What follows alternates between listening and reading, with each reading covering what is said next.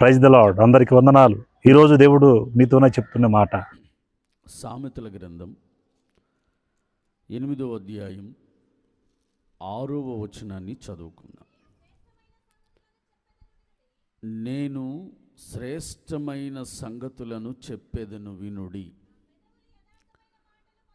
నా పెదవులు యథార్థమైన మాటలు పలుకును, నా నోరు సత్యమైన మాటలు పలుకును. దేవుని పిల్లలారా, మనం చదువుకున్న ఈ వాక్య భాగాన ఒక ప్రాముఖ్యమైన విషయాన్ని మనం గమనిస్తాం. అదేంటంటే, నేను శ్రేష్టమైన సంగతులు చెప్తాను అని. శ్రేష్టమైన సంగతులు, శ్రేష్టమైనదంటే నష్టం కలిగించనిది.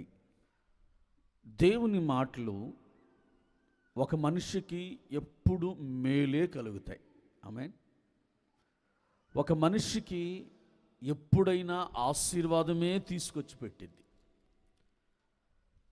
దేవుని మాటలు వినుట ద్వారా, దేవుని మాటలు అనుసరించి నడుచుట ద్వారా అసలు మనకి కొంచెమైన నష్టము కలిగించవు. అవి శ్రేష్టమైన మాటలు. ఇప్పుడు ప్రభు చెప్తున్న మాట, దేవుని ప్రేరణతో రాయబడిన ఈ పరిశుద్ధ గ్రంథంలో ప్రతి మాట ఆయన మాటే.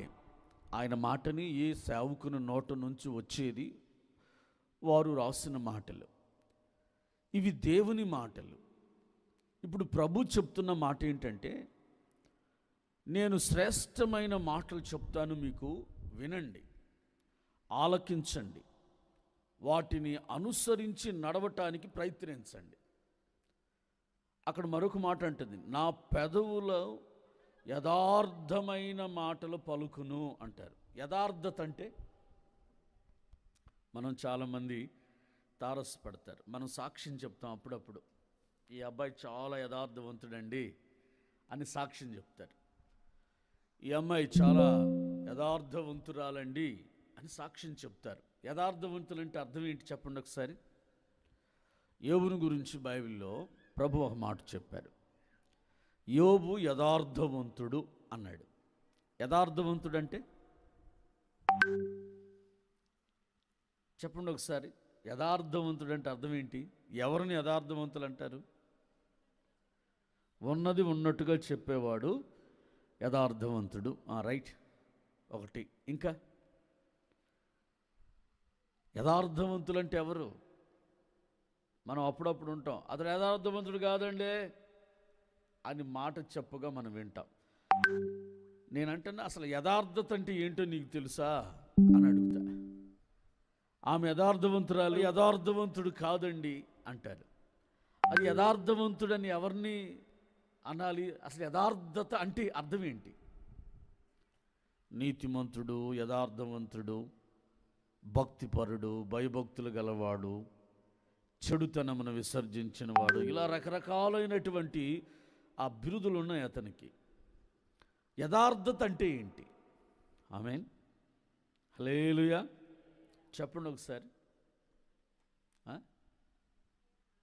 ఒకే మాట, ఒక్క మాట మాట్లాడేవాళ్ళని యథార్థవంతులు అంటారా? రైట్. ఒక్క మాట మాట్లాడేవాడు యథార్థవంతుడు. ఇందాక ఏదో చెప్పారు, సత్యం చెప్పుట యథార్థత. దేన్ని బట్టి ఒక మనిషిని మనము యథార్థవంతులు, యథార్థత కలిగిన వారు అని మనం దేనిని బట్టి తెలుసుకోవాలి? అసలు యథార్థవంతులంటే ఎవరు? చాలామంది దీని గురించి మాట్లాడతారు, కానీ వాళ్ళకు కూడా తెలియదు. యథార్థత అంటే ఏంటో తెలీదు. యథార్థవంతులు ఎవరో తెలీదు. యథార్థవంతులని మనం ఎవరిని యథార్థవంతులు అంటాం కూడా చాలామందికి తెలియదు. కానీ ఎదుటోళ్ళు మాత్రం వెంటనే తీర్పు తీర్చేస్తాం. అతడు యథార్థవంతుడు కాదు, ఖచ్చితంగా తీర్పు తీస్తాం. ఆమె యథార్థవంతురాలు కాదు, అతడు ఎప్పుడు యథార్థంగా నడవడు అని ఖచ్చితంగా చెప్తాం. నేను అడుగుతాను ఎవరన్నా ఇలా చెప్తే, అసలు యథార్థత అంటే ఏంటంటే అతనికి కూడా తెలియదు. యథార్థత అంటే ఏంటి అంటే దాని అర్థం, యథార్థవంతులని ఎవరిని అంటారంటే ఎదుటివానికి ఒక సలహా చెప్పిన, ఎదుటివారికి ఒక ఆలోచన చెప్పిన, లేకపోతే ఎదుటివారికి ఏదైనా ఒక మాట చెప్పవలసి వస్తే, అబ్బాయ్ అలా నడవద్దమ్మా, మాయ్ అలా ప్రవర్తించొద్దు, నువ్వు అలా మాట్లాడొద్దు అని ఏదైనా ఎదుటివారికి మనం ఒక సలహా చెప్పవలసి వస్తే, లేదు ఇదిగో ఇలా నడువు, నీకు మంచి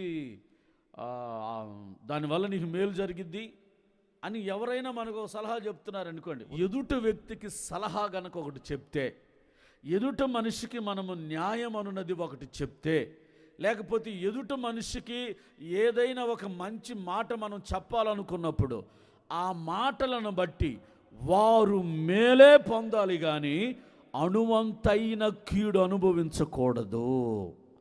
అలాగు మాటలు మాట్లాడు వారిని యథార్థవంతులు అంటారు. స్తోత్రం చెప్తారా గట్టిగా? హల్లెలూయా.